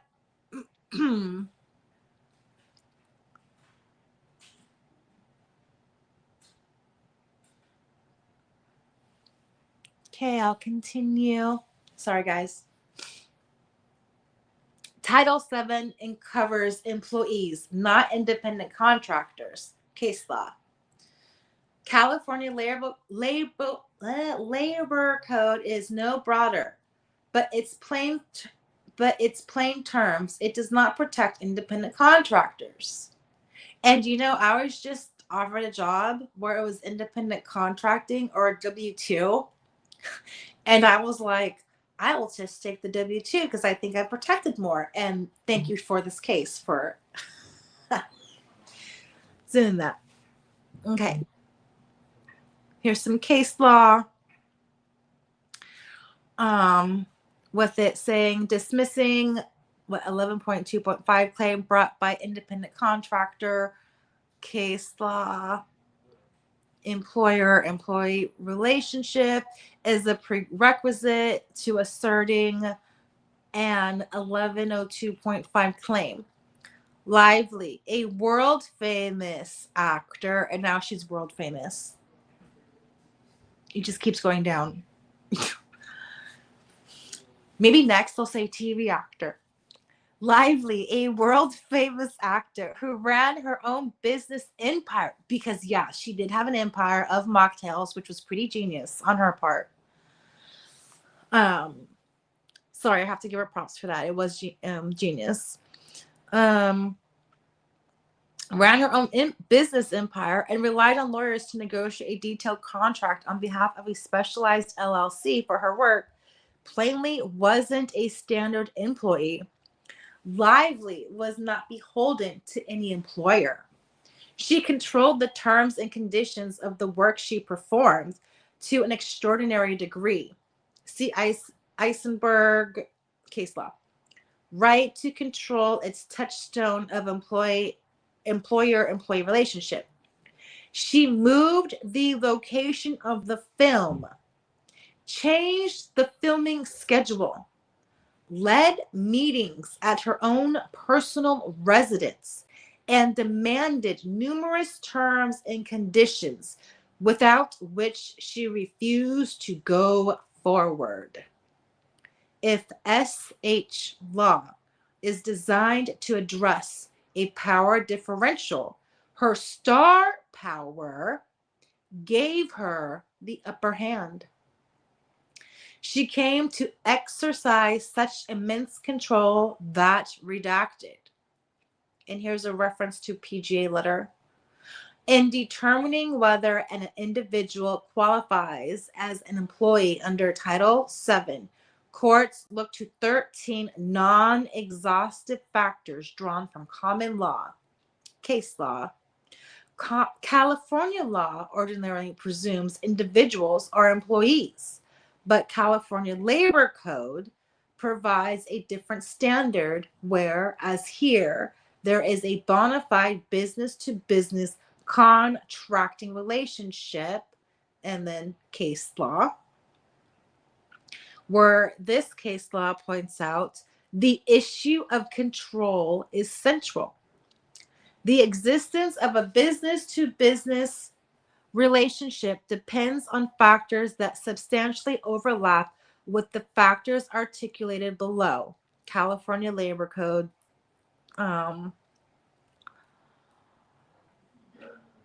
then it says, since the terms of Blakel's payment were negotiated and set out in written agreements, that common law test applies. Common law factors strongly weigh against treating Lively as an employee. Oh, and it goes into all of this stuff. Did any defendant have the right to control the manner and means by which the product is accomplished? No. Lively exercised control at every turn. Redacted. She reserved the right not to perform in any intimate scene to which she did not consent. She determined the filming location and schedule, took over significant aspects of the script and editing process as redacted. She refused to move forward, including when presenting her list of protections, unless others acceded to the terms and conditions she imposed. Lively PGA letter. Was a high high level of skill required for Lively to work. Yes, Lively was an A-list actor. She touts many skills and accomplishments in her letter to the PGA. She bargained for a 1.7 million guaranteed payment as well as additional bonuses including box office bonus that was required to be no less favorable than Justin Baldoni's. Who was the source of the instrumentalities and tools? Lively herself was the primary instrumentality of the acting work she performed. While Wayfarer and the Ends With Us movie arranged for the set and paid for ancillary materials associated with the production, Lively made decisions and exercised creative control. She claimed credit for, among other things, redacted exhibit Lively's PGA letter. That PGA letter is just biting her in the butt and good for them and her. Who chose the location of the work? Lively told the redacted. She insisted shooting switch from Boston where the film was set to New Jersey, a location more convenient to her home. PGA letter exhibit. Dang. Oh my God. She retained pre-approval rights as to any shoots in other locations.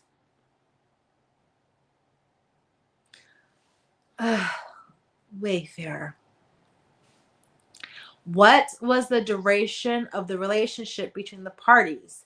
And could any defendant assign additional projects to Lively? The relationship was limited to the duration of the single project, the film. Case law. Independent contractors are typically hired only for particular projects. Case law. And that a party is paid based on projects completed indicates contractor status.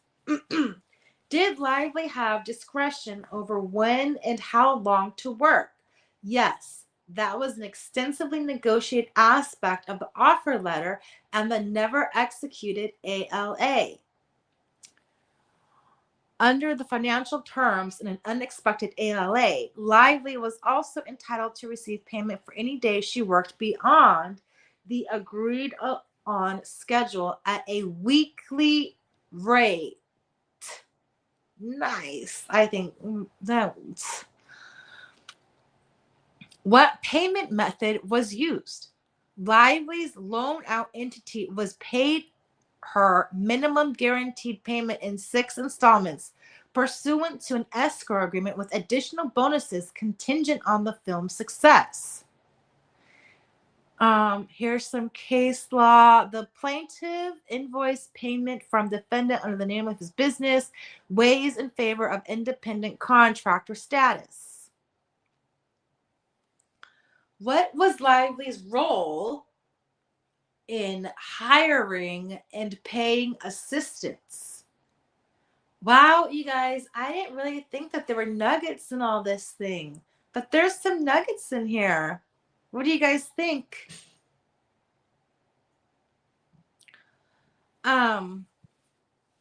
It was extensive. Lively claimed she personally redacted. Again, PGA letter. Redacted. She also redacted. PGA letter again. Under the unexecuted ALA, Lively would also have had the right to select her personal assistants, nannies, and security. Whoops. Okay. Where defendants in business, and was the work part of their regular business? Yes. Defendants were in the business of producing films, but it was not as if Lively walked into a pre-existing business and simply followed their rules. By her own account, she transformed the entire production process. The fact that a party was in business indicates nothing about whether plaintiff was an employee in that business. Case law. And case law, such factors get little weight in work for hire context. Did Lively receive employee benefits like health insurance? It said no. And then Heath declaration. How was Lively treated for tax purposes? Not like a standard W-2 employee, as required by New Jersey law for all films shot in the state. It Ends With Us movie withheld a 6.37 tax from its payments to Lively's loan out entity, but it did not withhold federal, state, or local income tax or Social Security or Medicare taxes. Moreover, the very fact that Lively now claims blank in lost profits for her various companies demonstrates that she was in business for herself, not for any defendant.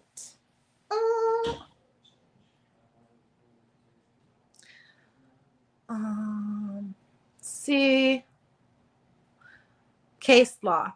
The fact the plaintiff was free to engage in other employment indicates that his position was that of an independent contractor. Lively cannot prove a failure to investigate claim.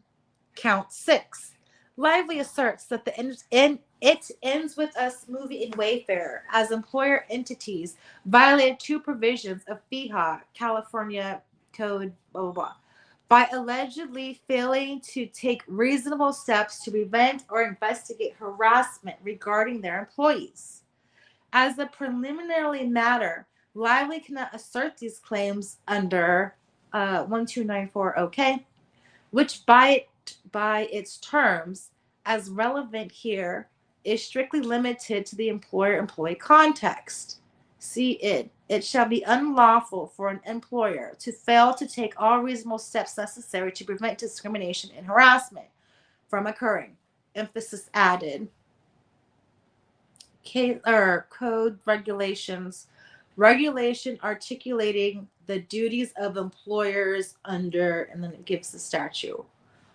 In any event, Lively's claims that defendants failed to prevent or investigate harassment would fail on the merits under either provisions because she cannot establish the elements of such crimes, namely that there was, in fact, a substantive FEHA violation. Defendants failed to take reasonable steps to prevent it, or that any such failure by defendants caused Lively any harm. First, insofar as nothing Lively experienced rose to the level of actionable harassment or retaliation, defendants had no corresponding obligation to prevent or investigate. Per regulations promulgated under 1294K, there can be no standalone employer liability for failure to take reasonable steps unless the plaintiff also pleads and prevails on the underlying claim of discrimination, harassment, or retaliation. Because also does not create a standalone tort, the employee has no cause of action for a failure to investigate under FEHA unless actionable misconduct occurred. And then it cites some case law. Second, undisputed facts show defendants took all reasonable steps to prevent harassment from occurring, therefore fulfilling their statutory obligations. Footnote. 1294K also applies to labor organizations, employment agencies, apprenticeship training programs, and other employment training programs. Defendants are none of those. The reasonableness of any employer's measures depends on the context. The regulations under 1294, okay, call for an individualized assessment depending upon numerous factors, sometimes unique to the particular employer, as well as upon the facts of a particular case. Reasonable steps to prevent discrimination can include the establishment and promulgation of anti-discrimination policies and the implementation of effective procedures to handle discrimination-related complaints and grievances. Case law. We see amend on denial. Looks like some case law there. Title VII, adoption of anti-harassment policy and efforts to disseminate the policy to its employers establish that the employer exercised reasonable care to prevent sexual harassment. So I think they want to point out to that handbook thing when they're relating to this statute. Wayfarer took each of those measures. It had a separate HR department as well as an employee handbook with clear anti-discrimination, harassment, or retaliation policies. Pursuant to those policies, individuals who believed they had experienced harassment were invited to discuss their concerns with their immediate supervisor, any member or management of human resources.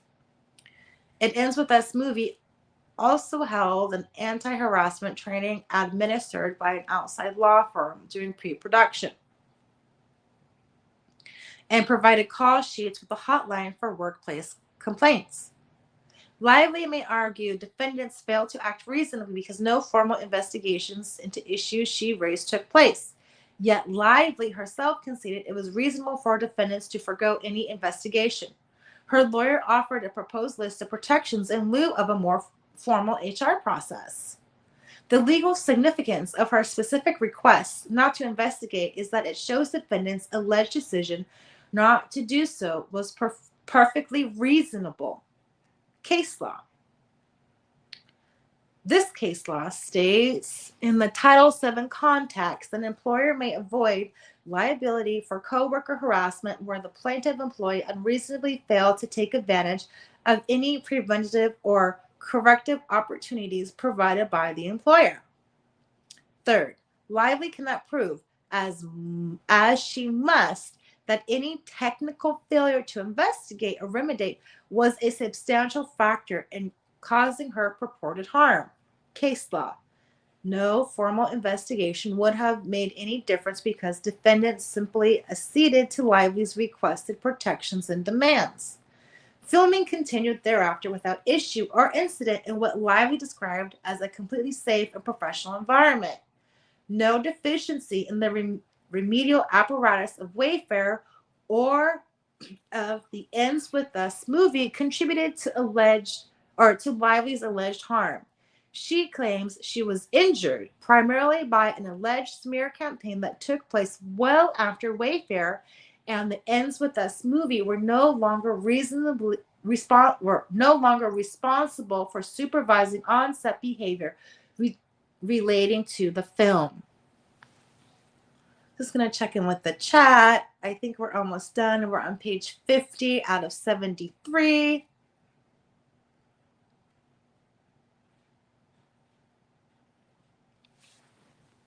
Lively cannot prove aiding and abetting claims. Count 7.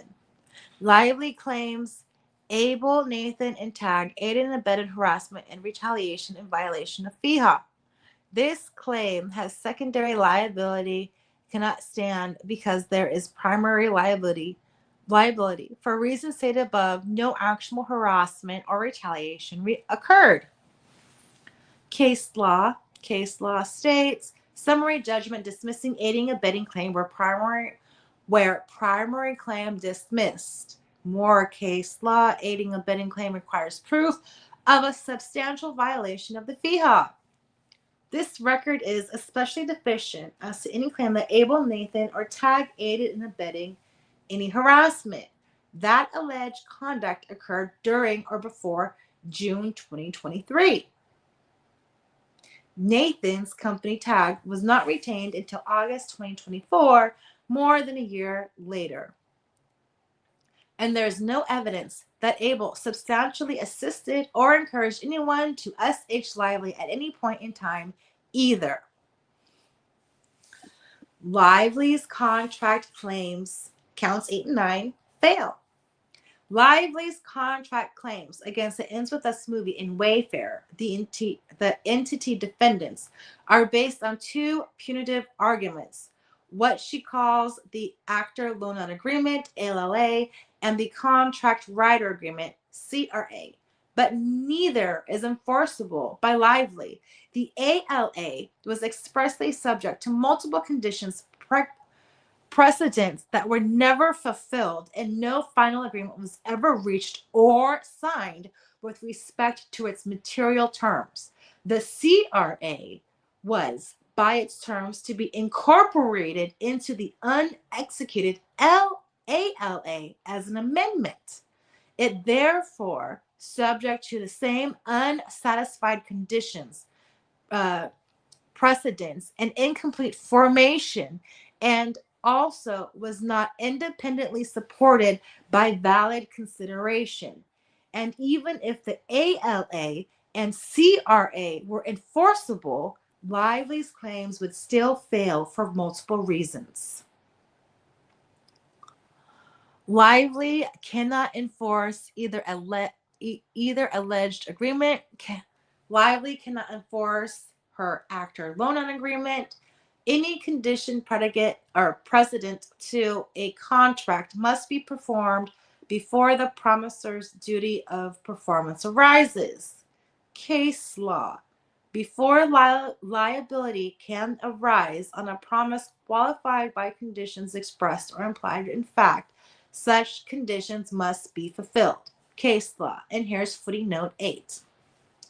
The draft am I saying that right? The draft ALA contains a California choice of law provision, but such contractual provisions do not apply to the question of whether a valid contract was formed. The choice of law question is largely irrelevant here because Lively cannot show the ALA is valid or enforceable under either New York or California law. Nice. Lively just backed herself into a corner, I think, allegedly. It is undisputed that the parties never executed the LLA nor agreed on its final terms, and Lively never signed the inducement, each of which was a condition precedent to It Ends With Us movie obligations, nor were these conditions waived. Indeed, It Ends With Us movie represented flatly refused to remove these conditions precedent. And then there is reductions. Then there is case law. Waiver of rights under a contract should not be lightly presumed. More case law. It Ends With Us movie behavior was a far cry from conduct so inconsistent with an intent to enforce the right as to induce a reasonable belief that such right has been relinquished, as it's required to find a waiver of contractual right. Case law. In this case law, Wynn Dancer Productions versus Walt Disney Pictures, which I thought was interesting. I don't know why. If anything, redacted is compelling evidence Lively knew It Ends With Us movie had not waived compliance with the conditions precedents. For substantially the same reasons, the draft ALA was never a binding agreement. When it is clear both parties contemplate that acceptance of a contract's terms would be signified in writing, the failure to sign the agreement means that no binding contract is created. Case law. Here, the undisputed facts show the parties communicated an intent not to be bound, absent full execution via the very clear condition precedent language in the draft ALA, which It Ends With Us movie refused to remove.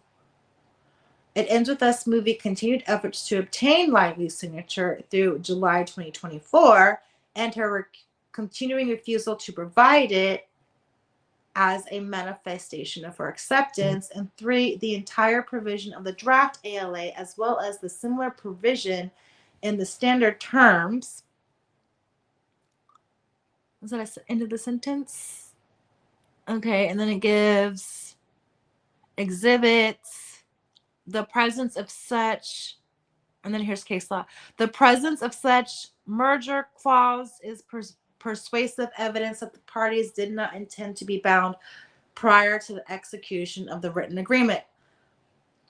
Nor do the facts establish that the draft of ALA remained unexecuted simply as a matter of neglect or convenience after final terms were definitively agreed to by the parties.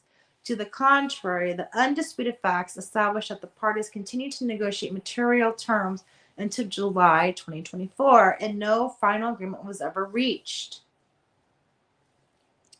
There is no meeting of the minds of the parties while they're still negotiating terms. And then there's case law. Even the SH provision, the provision lively claims was breached, remains subject to revisions when the last draft was exchanged.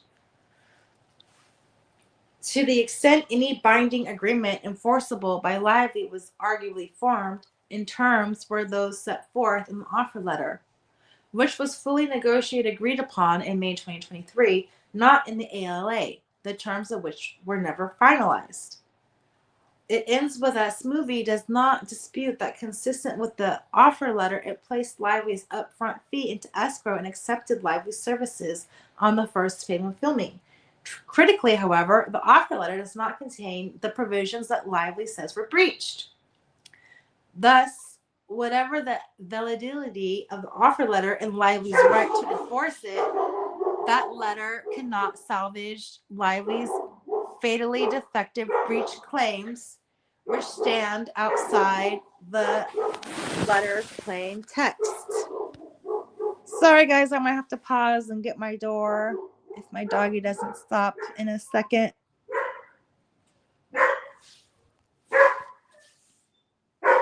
Hang on. Let me mute. I'm sorry. Be right back.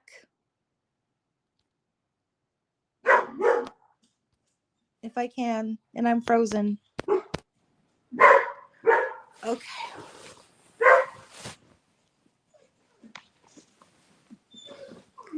Getting my dog.